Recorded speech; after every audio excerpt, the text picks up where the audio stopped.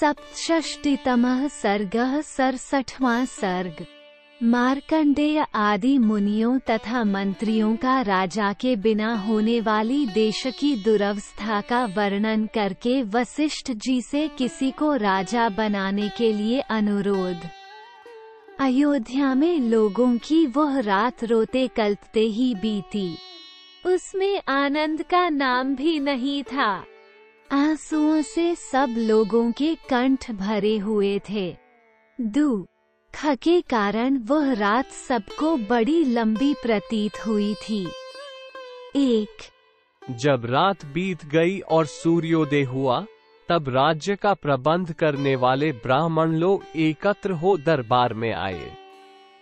2 मार्कंडेय, मौद्गल्य, वामदेव, कश्यप, कात्यायन, गौतम और महायशस्वी जाबाली, ये सभी ब्राह्मण श्रेष्ठ राजपुरोहित वशिष्ठ जी के सामने बैठकर मंत्रियों के साथ अपनी अलग अलग राय देने लगे। 3-4 वे बोले, पुत्र शोक से इन महाराज के स्वर्गवासी होने के कारण ये रात बड़े दुख से बीती है, जो हमारे लिए 100 वर्षों के समान प्रतीत हुई थी। 5 महाराज दशरथ स्वर्ग सिधारे। श्री रामचंद्र जी वन में रहने लगे और तेजस्वी लक्ष्मण भी श्री राम के साथ ही चले गए। 6 शत्रुओं को संताप देने वाले दोनों भाई भरत और शत्रुघ्न केकई देश के रमणीय राजगृह में नाना के घर में निवास करते हैं। 7 इक्ष्वाकुवंशी राजकुमारों में से किसी को आज ही यहाँ का राजा बनाया जाए, क्योंकि राजा के बिना हमारे इस राज्य का नाश हो जाएगा। 8 जहाँ कोई राजा नहीं होता, ऐसे जनपद में विद्युमालाओं से अलंकृत महान गर्जन करने वाला मेघ पृथ्वी पर दिव्य जल की वर्षा नहीं करता है। 9 जिस जनपद में कोई राजा नहीं, वहां के खेतों में मुट्ठी के मुट्ठी बीज नहीं बिखेरे जाते। राजा से रहित देश में पुत्र पिता और स्त्री पति के वश में नहीं रहती। 10 राजहीन देश में धन अपना नहीं होता है। बिना राजा के राज्य में पत्नी भी अपनी नहीं रह पाती है। राजारहित देश में यह महान भय बना रहता है। जब वहां पति पत्नी आदि का सत्य संबंध नहीं रह सकता, तब फिर दूसरा कोई सत्य कैसे रह सकता है।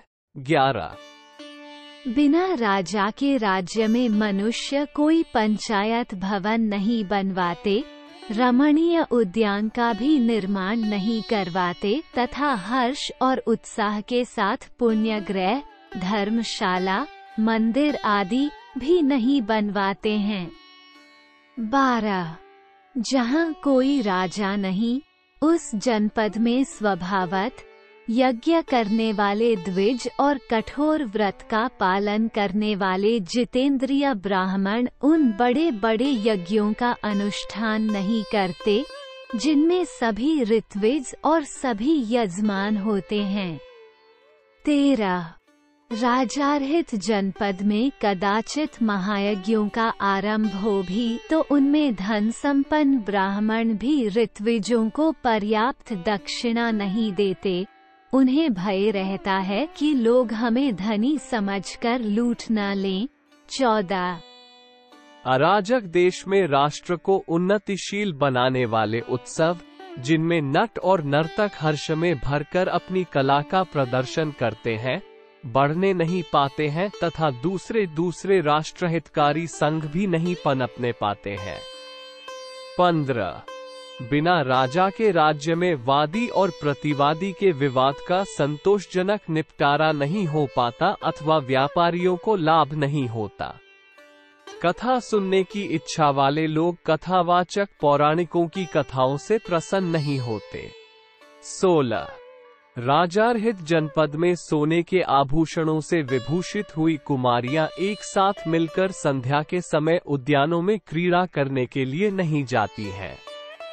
17 बिना राजा के राज्य में धनी लोग सुरक्षित नहीं रह पाते तथा कृषि और गोरक्षा से जीवन निर्वाह करने वाले वैश्य भी दरवाजा खोलकर नहीं सो पाते हैं। 18 राजा से रहित जनपद में कामी मनुष्य नारियों के साथ शीघ्रगामी वाहनों द्वारा वन विहार के लिए नहीं निकलते हैं। 19 जहाँ कोई राजा नहीं होता, उस जनपद में 60 वर्ष के दंतार हाथी घंटे बांधकर सड़कों पर नहीं घूमते हैं। 20 बिना राजा के राज्य में धनुर्विद्या के अभ्यास काल में निरंतर लक्ष्य की ओर बाण चलाने वाले वीरों की प्रत्यंचा तथा करतल का शब्द नहीं सुनाई देता है। 21 राजा से रहित जनपद में दूर जाकर व्यापार करने वाले वणिक बेचने की बहुत सी वस्तुएं साथ लेकर कुशल पूर्वक मार्ग तय नहीं कर सकते। 22 जहां कोई राजा नहीं होता, उस जनपद में जहां संध्या हो वहीं डेरा डाल देने वाला, अपने अंतःकरण के द्वारा परमात्मा का ध्यान करने वाला और अकेला ही विचरने वाला जितेंद्रिय मुनि नहीं घूमता फिरता है, क्योंकि उसे कोई भोजन देने वाला नहीं होता। 23 अराजक देश में लोगों को अप्राप्त वस्तु की प्राप्ति और प्राप्त वस्तु की रक्षा नहीं हो पाती। राजा के न रहने पर सेना भी युद्ध में शत्रुओं का सामना नहीं करती।